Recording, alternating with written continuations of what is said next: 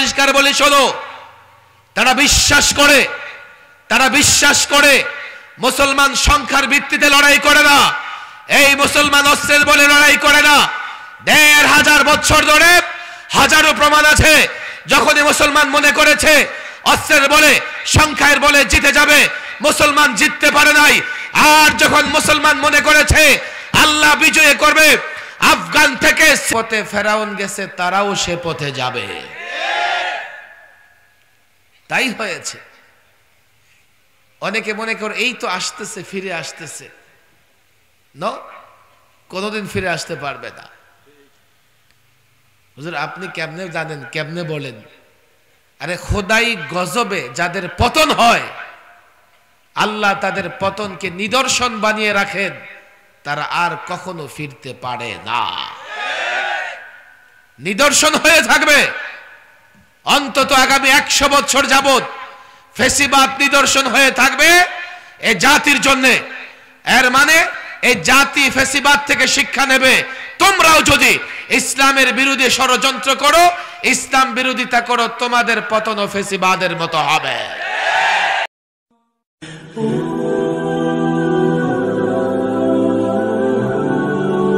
উনি জানতো যে একটা সময় উনি বাংলাদেশের নেতৃত্ব দেবে।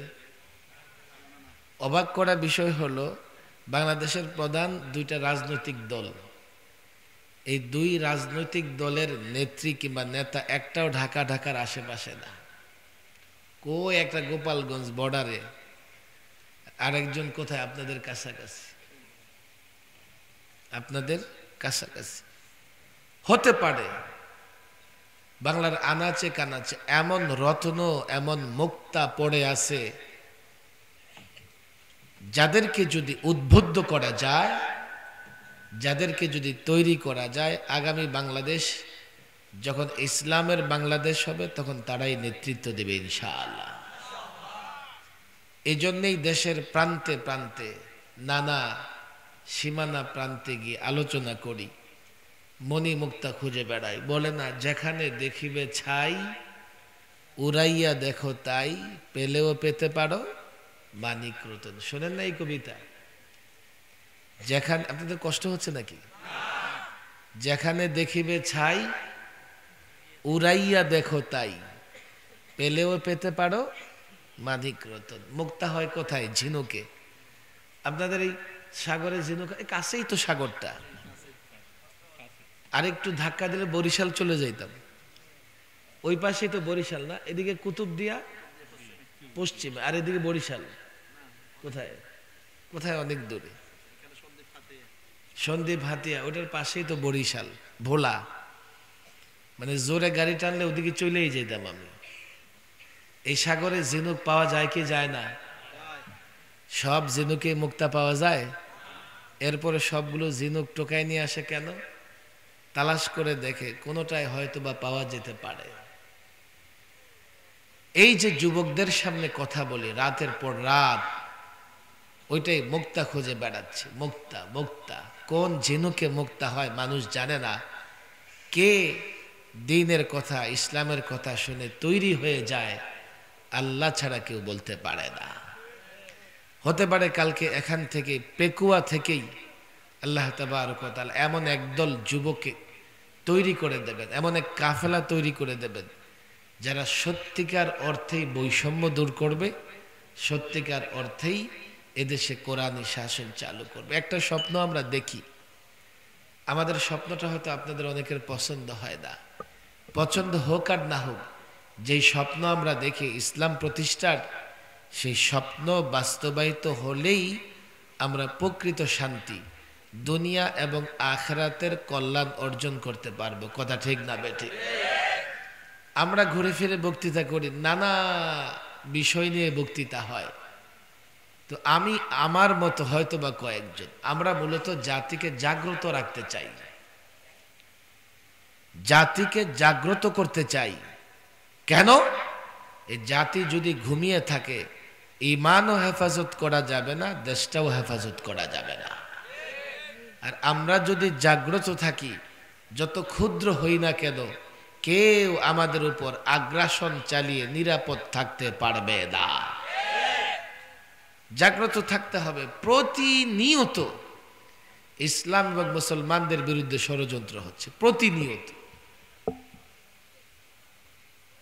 এত ভয়াবহ ষড়যন্ত্র হচ্ছে, যেমন গত 16টা বৎসরই টানা ইসলাম মুসলমানদের বিরুদ্ধে ষড়যন্ত্র চলেছে।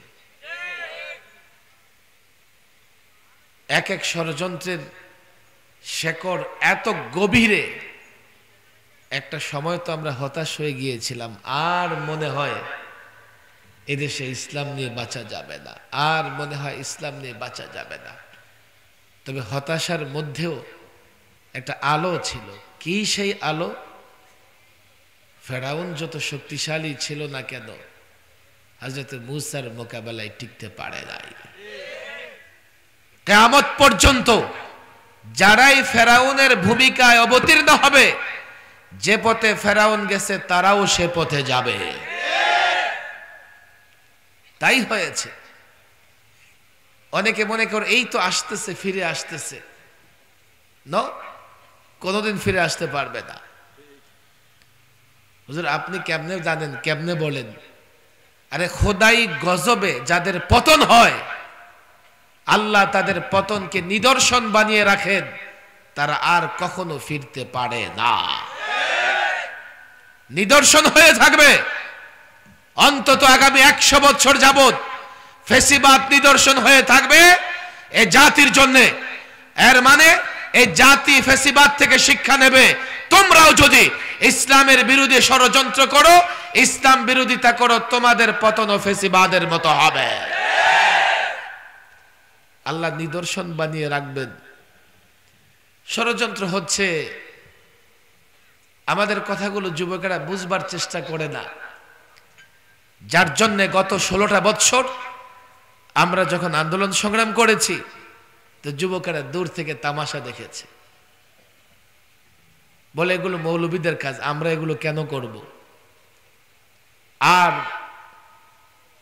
প্রচলিত রাজনীতির কোনো ইস্যু যদি সামনে আসে, তা আমার মুসলমান যুবক লাভ দিয়ে পড়ে জীবনটা দিয়ে দেয়।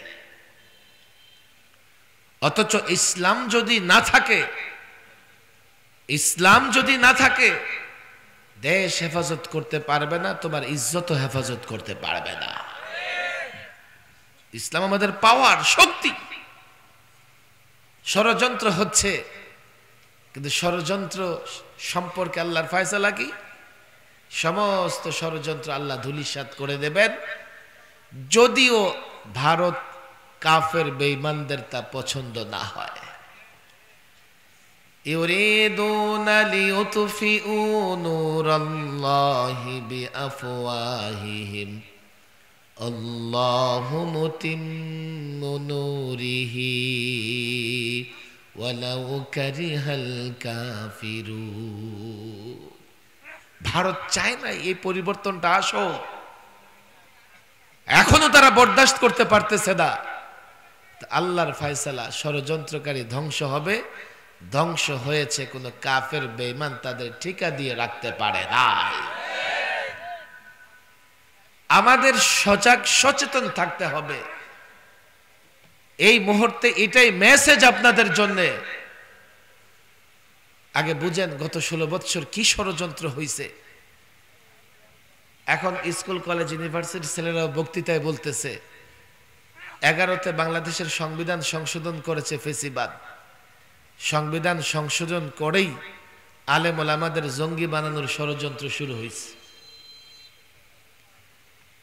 সংবিধান সংশোধন করে 3টা মারাত্মক ধরনের পরিবর্তন তারা করেছে। এক, যে সংবিধানের ভেতরে বিসমিল্লাহির রহমানির রহিম ছিল বাদ দিয়ে দিয়েছে। সংবিধানের মূল নীতিতে আল্লাহর উপর আস্থা বিশ্বাস, আল্লাহর উপর আস্থা বিশ্বাসের কথাটা ছিল, বাদ দিয়ে দিয়েছে। তাদের পছন্দ হয়েছে সেকুলারিজম, ধর্ম নিরপেক্ষতাবাদ। এই গ্রামের যুবক, এই শিক্ষিত যুবক, হাতে দড়ি পায়ে দড়ি বুঝবার চেষ্টা করো। কাল তোমরাই এই প্রশাসনের নানা জায়গায় দায়িত্ব পালন করবে। কাল যখন আমি সেকুলারিজমের বিরুদ্ধে কথা বলবো, তো তোমার কাছে মনে হবে মৌলভী সাহেব বিশৃঙ্খলা করতেছে, ধরো তাকে জেলে পড়ো। এই ফেসিবাদ এই প্রশাসনের লোকদের দিয়ে আমাদের উপর জুলুম করেছে। চীন জাপান থেকে কাউকে আমদানি করে নাই। সেকুলারিজম এমন একটা ইজম, ইসলাম ধ্বংসের জন্য বর্তমান সময়ের সবচাইতে কার্যকর ইজম এটা। যেখানে সেকুলারিজম থাকে ইসলাম থাকতে পারে না। সংবিধানে সেকুলারিজম এনে তারা শক্তি সঞ্চয় করেছে, এরপরে শুরু করেছে ইসলাম ধ্বংসের মিশন। প্রথম আঘাত করেছে শিক্ষা ব্যবস্থার উপরে, কারণ যে জাতির শিক্ষা ব্যবস্থাকে ধ্বংস করে দেওয়া যায়, শিক্ষাই জাতির মেরুদণ্ড, সে জাতির মেরুদণ্ড থাকে না। আর যে জাতির মেরুদণ্ড থাকে না সে সোজা হয়ে দাঁড়াতে পারে না। শিক্ষা ব্যবস্থাকে ধ্বংসের ষড়যন্ত্র শুরুতে যে কাজটা করেছে পাঠ্যক্রম পরিবর্তন। আমার দেশের শিক্ষা পাঠ্যসূচিতে মুসলমানদের জাগরণী লেখা পদ্য গদ্য ছিল বাদ, সাহাবীদের জীবনী বাদ, নবীদের জীবনী বাদ। তাদের বড় পছন্দ হয়েছে ডারউইনিজম। মানুষ নাকি বানর থেকে সৃষ্টি। আমি বলি কি, আমরা আদম সন্তান, আল্লাহ আমাদের সম্মানিত করেছেন, আমরা বানরের সৃষ্টি নই।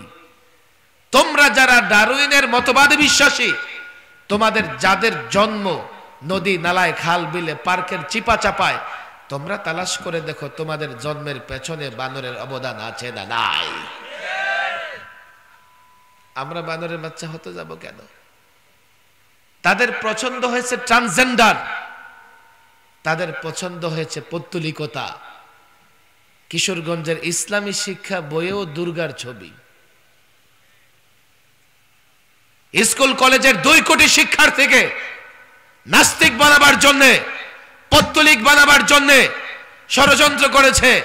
ইসলামী শিক্ষা না থাকলে মানুষ ইসলাম জানবে না, আর কেউ যদি ইসলাম না জানে ইসলাম মানবে না।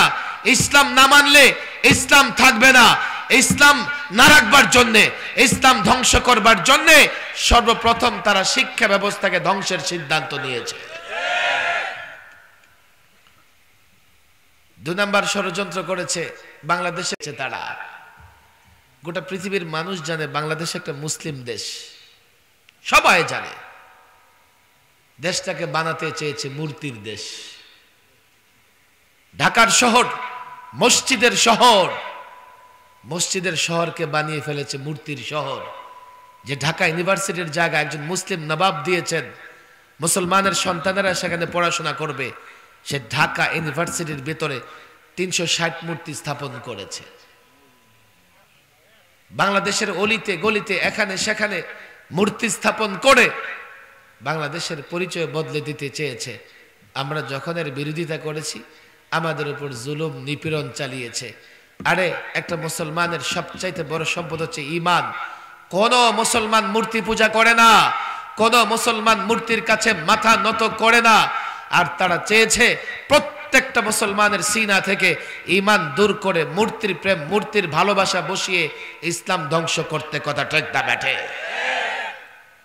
এক স্লোগান শিখিয়ে দিয়েছে ঈমান ধ্বংস করার জন্য। কি স্লোগান জানেন? ধর্ম যার যার, উৎসব সবার। নাউজুবিল্লাহ বলবেন না? ধর্ম যার যার, উৎসব সবার কুফরি স্লোগান। কুফরি স্লোগান। কথা ঠিক না ব্যাঠিক? কেন এই স্লোগানটাকে কুরবানির ঈদে দেয় না? বলেন, কুরবানি ঈদে দেয় যে ধর্ম যার যার, উৎসব সবার, আসো সবাই মিলে গরু কুরবানি করে গরুর গোশত খাই। এমন হয় নাকি? এই স্লোগানটা কোন সময় দেয়? পূজার সময়। কোন সময়? এর মানে মুসলমান যুবকদেরকে ডাকতেছে, ধর্ম যার যার, উৎসব সবার। আমরা পূজা করতেছি, এটাও তোমার, আসো পূজা করো। যদি পূজা করে বেঈমান হবে, কাফের হবে, ইসলাম থাকবে না, যাবে। আমি তো বলি, রাজনীতি করবার কারণে অসংখ্য যুবককে আমি দেখেছি, অসংখ্য যুবক নেতা বলে দিয়েছে ধর্ম যার যার, উৎসব সবার। সেও নেতার মুখে স্লোগান শোনে, সেও স্লোগান দিচ্ছে, অথচ কুফরি স্লোগান। ধর্ম যার যার, উৎসব সবার কাফেরদের স্লোগান, মূর্তি প্রেমীদের স্লোগান, মূর্তি পূজারীদের স্লোগান, মুশরিকদের স্লোগান। আল্লাহর কসম, ধর্ম যার যার উৎসব সবার ভারতের গোলামদের স্লোগান, ভারতের তাবেদারদের স্লোগান। এই স্লোগান মুসলমানদের স্লোগান নয়। কত দিক থেকে ষড়যন্ত্র হয়েছে, কি করে ইসলাম ধ্বংস করতে পারে তারা। ষড়যন্ত্র করেছে ইসলামের বিরুদ্ধে, পতনটা হয়েছে কেমন? 53 বছরে ক্ষমতা ছেড়ে কাউকে পালাতে হয় নাই, আর তোমরা ক্ষমতা ছেড়ে এক মুহূর্ত দেশে থাকতে পারো নাই। আমরা কি করব? আমাদের কিছুই করার নাই। যেমন কর্ম তেমন ফল, বা বলতে পারো যেমন কুকুর তেমন মুগুর। যেমন কর্ম তেমন ফল।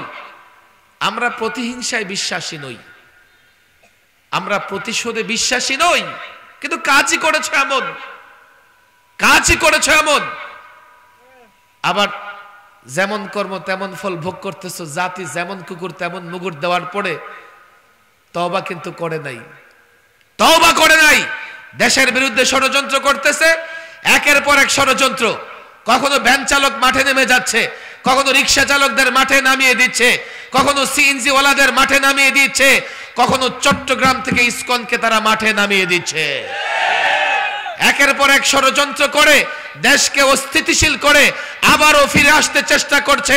আমি তো বলি 5ই আগস্টে ছাত্র জনতা কোন শক্তিকে পরোয়া করে নাই, ভারতকে পরোয়া করে নাই, আমেরিকার উপরে ভরসা করে নাই। আল্লাহর কসম, সন্ত্রাসী গোষ্ঠী, দেশ বিরোধী শক্তি, ইসলাম বিরোধী শক্তি ফিরে আসবার চেষ্টা করে এই ছাত্র জনতা আবার যুদ্ধ করবে, আবার রক্ত দেবে। দেশ বিরোধী, ইসলাম বিরোধী কাউকে দেশে বরদাস্ত করবে না।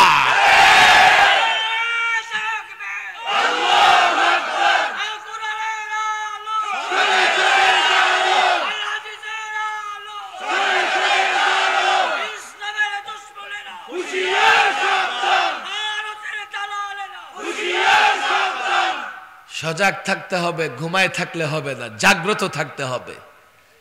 এই দেশটা আমার, এই ভূখণ্ড আমার। আমি যদি জাগ্রত না থাকি, ভূখণ্ড হারিয়ে ফেলবো। বলবেন হুজুর সমস্যা কি? সমস্যা কি জানেন? আমরা এই ভূখণ্ড পেয়েছি ইসলামের জন্য। শিক্ষিত যুবক যারা থাকো, শব্দটা মুখস্থ করে দাও। এই ভূখণ্ড পেয়েছি ইসলামের জন্য। তোমরা বলবে হুজুর আপনি এখানে এসে তো ঠিকই চাপা মারতেছেন। আরে চাপা না, আমি টেলিভিশন টক শোতে তোমার দেশের বুদ্ধিজীবীদের চ্যালেঞ্জ করছি, ওরা আমার চ্যালেঞ্জে জবাব দিতে পারে নাই। দেশটা কেমনে পেয়েছি? ইসলামের জন্য। আমার দিকে তাকাও। 47-এ যখন ভারত স্বাধীন হয়, তো এই দুই মেরুতে দুইটা দেশ, পূর্ব পাকিস্তান, পশ্চিম পাকিস্তান, মাঝখানে ব্যবধান 2000 কিলোমিটার। তো 2000 কিলোমিটার দূরের দুইটা অংশ একটা রাষ্ট্র কেমনে হয়? কেউ বলবে হুজুর রঙের কারণে, খাবারের কারণে, ভাষার কারণে। আচ্ছা, আমাদের ভাষা বাংলা, তাদের ভাষা কি মিল আছে? আপনাদের কষ্ট হইতেছে? আমাদের গায়ের রং হলো সোনালী, আর তাদের রং সাদা। কথা ঠিক না বে ঠিক? বাঙালি কোন কালারের? সোনালী কালারের। আর ওরা কোন কালারের? বিশ্বাস শোনা যে আপনারা সোনালী কালারের, গাঢ় সোনালী কালার আর কি। আমরা খাই কি? কি ভাতে মাছে? ওরা কি খায়? ওদের সঙ্গে কোনো মিল আছে আমাদের? যদি ভাষার কারণে আমরা এই ভূখণ্ড পেতাম, তো আমাদের ভাষা মিলে আসামের সঙ্গে, ক্যালকাটার সঙ্গে। তো আমরা আসামের সঙ্গে থেকে দিল্লির অধীনস্থ থাকতাম। যদি 47-এ আমরা দিল্লির অধীনস্থ হতাম, 71 কোনোদিন সম্ভব ছিল না। 47-এ এই ভূখণ্ড আমি কেন পেয়েছি? ওই ভূখণ্ডের সংখ্যাগরিষ্ঠ মুসলমান, আমিও মুসলমান। 47-এ এই ভূখণ্ড কেন পেয়েছি? 47-এ যারা নেতৃত্ব দিয়েছেন মুসলিম রাজনীতিবিদ, তারা চেয়েছেন মুসলমানদের জন্য আলাদা একটা ভূখণ্ড লাগবে, যেই ভূখণ্ডে মুসলমানেরা ইসলাম প্রতিষ্ঠা করতে পারে, কোরআনী শাসন প্রতিষ্ঠা করতে পারে, বুঝবার চেষ্টা করো। আমি যখন আজকে কোরআনের পক্ষে কথা বলি, আমি যখন আজকে ইসলামের পক্ষে কথা বলি, আমি দেশের পক্ষে কথা বলি, আমি এই ভূখণ্ডের পক্ষে কথা বলি, কেন? 47-এ ভূখণ্ড পেয়েছি ইসলামের জন্য, কোরআনের জন্য। তোমরা কি জানো 47-এ এই ভূখণ্ড আমি যখন পাই, তখন এই ভূখণ্ডে কোরআনী শাসন প্রতিষ্ঠা হবে বলেই এই ভূখণ্ডে বাংলাদেশে তৎকালীন পূর্ব পাকিস্তানে স্বাধীনতার পতাকা উত্তোলন করেছিলেন একজন আলেম, আলাউস সুনানের লেখক মাওলানা জাফর আহমদ ওসমানী। পশ্চিম পাকিস্তানে স্বাধীনতার পতাকা উত্তোলন করেছিলেন আরো একজন আলেম মাওলানা শাব্বির আহমদ ওসমানী। প্রতিজ্ঞা ছিল এই ভূখণ্ডে আমরা কোরআনী শাসন চালু করব। কেউ বলে 47 ভুলে যান, 71-এর কথা মনে রাখেন। তাই নাকি? 71-এর কথা যদি মনে রাখো, তাহলে 71-এর পরিচয় দিলে বাবার পরিচয় দিলা, 47 ভুলে গেলে দাদার পরিচয় ভুলে গেলা। শুধু বাবার পরিচয় দিলে তুমি জারজ হবে না, কিন্তু দাদাকে ভুলে গেলে বাবাকে জারজ হওয়া থেকে বাঁচাতে পারবে না। 47 না হলে 71 হতো না, 71 না হলে এই আগস্ট 5ই আগস্ট হতো না। 5ই আগস্টে এই দেশ দ্বিতীয়বার স্বাধীন হয়েছে, 71-এ প্রথমবার, আর 47-এ আমরা এই ভূখণ্ড পেয়েছি। ভূখণ্ড পেয়েছি বলেই আমরা এদেশে বসবাস করছি, ইসলাম মানছি। আর আমাদের প্রতিবেশী রাষ্ট্রে দেখো, ইসলাম পালন করা যায় না, হিজাব পরে স্কুলে যাওয়া যায় না, মসজিদে মাইকে আজান দেওয়া যায় না, খোলা জায়গায় নামাজ পড়া যায় না। এই যুবক, এই ভূখণ্ড যদি আক্রান্ত হয়, ইসলাম আক্রান্ত হবে। এই ভূখণ্ড পেয়েছো ইসলামের জন্য, এই ভূখণ্ড আক্রান্ত হলে ইসলাম আক্রান্ত হবে। ভূখণ্ড আক্রান্ত হলে তোমার ইজ্জত আক্রান্ত হবে। ভূখণ্ড আক্রান্ত হলে তোমার মায়ের ইজ্জত আক্রান্ত হবে। এই ভূখণ্ড আক্রান্ত হলে বোনের ইজ্জত বাঁচাতে পারবে না। এই ভূখণ্ড আক্রান্ত হলে কন্যার ইজ্জত বাঁচাতে পারবে না। আল্লাহর কসম করে বলি, রাষ্ট্র পেয়েছি ইসলামের জন্য, ভূখণ্ড পেয়েছি ইসলামের জন্য। আমার শক্তি, আমার ঈমান, আমার ইসলাম, আল্লাহর কসম, ঈমান ইসলাম যদি মজবুত করতে পারো, তোমরাই এক একজন অ্যাটম বোমার চাইতে শক্তিশালী। ভারত যদি ভুল ক্রমে আগ্রাসন চালায়, ভারত ভেঙে টুকরা টুকরা হয়ে যাবে। ঈমান ইসলাম আমাদের শক্তি। তোমরা জানো না, এটা ওরা ঠিকই জানে। এই যে বলে বাংলাদেশের সংখ্যালঘু নির্যাতিত হচ্ছে, অথচ আমরা নিজ চোখে দেখতেছি এদেশে সংখ্যালঘু জামাই আদরে বসবাস করতেছে। কেন স্লোগান দেয় জানেন? 2 কারণে। এক, চোর যখন দেখে যে ধরা পড়ে যাবে, নিজেই বলে চোর চোর চোর। কথা ঠিক না বেঠিক? যাতে লোকেরা তার চোর সন্দেহ না করতে পারে। 53 বছরের বাংলাদেশে আমাকে একটা এক্সাম্পল দেখাও, কোন সরকারি অফিসে, কোন বেসরকারি অফিসে, কোন কলেজে, কোন ইউনিভার্সিটিতে আজ পর্যন্ত কোন অমুসলিম তার ধর্মের পোশাক পরে প্রবেশ করতে চেয়েছে, বাধা দেওয়া হয়েছে? একটা এক্সাম্পল দেখাতে পারবে না। অথচ তাদের দেশে হিজাব পরে মুসলমান শিক্ষার্থীরা কলেজ ইউনিভার্সিটিতে যেতে পারে না। বাংলাদেশে তোমরা কোথায় নির্যাতনের শিকার হচ্ছ? 53 বছরে সরকারি জায়গায় মসজিদ নির্মাণ হওয়ার কারণে অনেক মসজিদ ভাঙা হয়েছে। সরকারি জায়গায় মন্দির নির্মাণ করেছে, মন্দির ভাঙা হয়েছে, একটা প্রমাণ দেখাতে পারবে না। কোথায় সংখ্যালঘু নির্যাতিত হচ্ছে? পাশের দেশে 400 বছরের পুরনো বাবরি মসজিদ শহীদ করে দেওয়া হয়েছে, হাজারো মসজিদ বুলডোজার দিয়ে ঘুরিয়ে দেওয়া হয়েছে। মসজিদের মেনারায় উগ্র হিন্দুত্ববাদীরা উঠে গেরুয়া পতাকা টানিয়ে মসজিদের অবমাননা করতেছে। গরু জবাই করা যায় না, গরু জবাই করলে 9 বছরের জেল। সংখ্যালঘু নির্যাতিত হয় তাদের দেশে। যখন তারা ধরা পড়ার ভয় পায়, তখন বাংলাদেশের দিকে আঙ্গুল তুলে বলে কি বাংলাদেশের সংখ্যালঘু নির্যাতিত হচ্ছে। 2, বাংলাদেশের সংখ্যালঘু নির্যাতিত হচ্ছে বলে তারা এই দেশে আগ্রাসন চালাতে চায়, আক্রমণ করতে চায়। যদি সজাগ না থাকো, চুরি করবে ওরা, বানাবে তোমাকে চোর।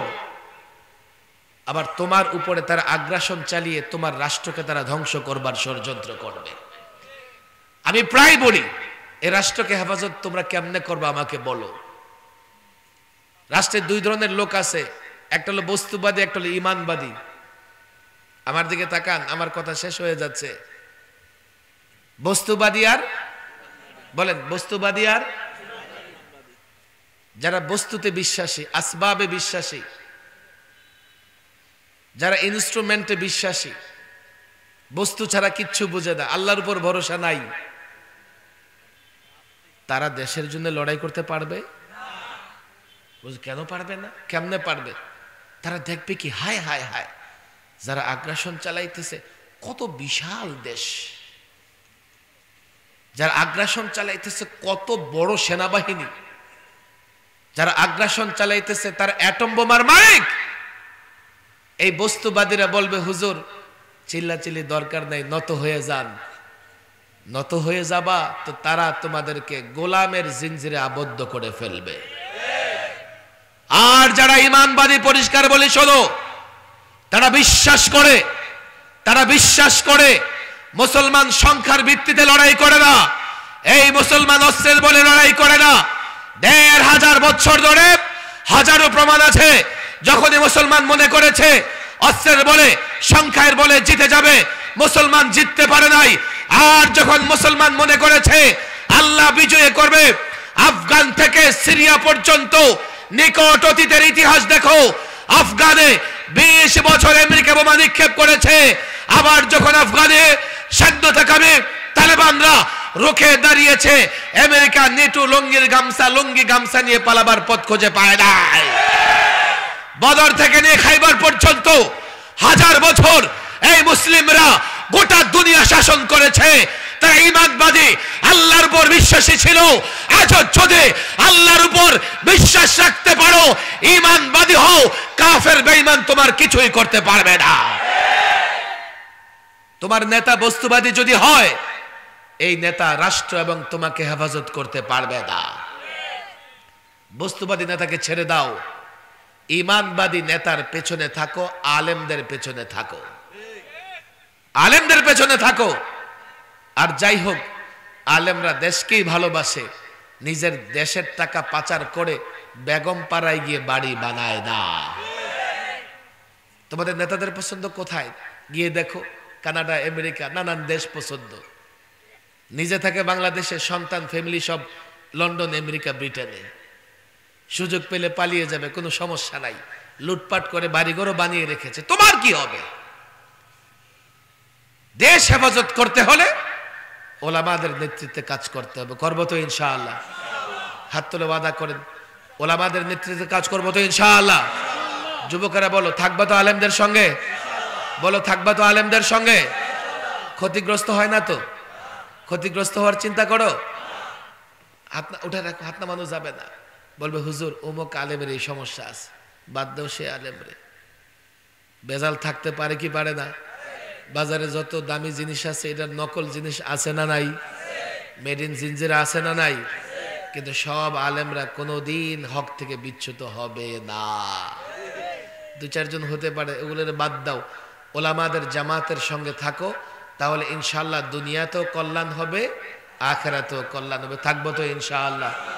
আমি এই এলাকার ওলামা একরাম যারা আছেন, আমি জানি না এখানে কারা আছেন, দেখেন কত যুবকেরা মাহফিলে আসছে। আপনারা মনে করবেন, হুজুর লাখ লাখ লোক তো হয় না। লাখ লাখ লোক লাগে নাকি?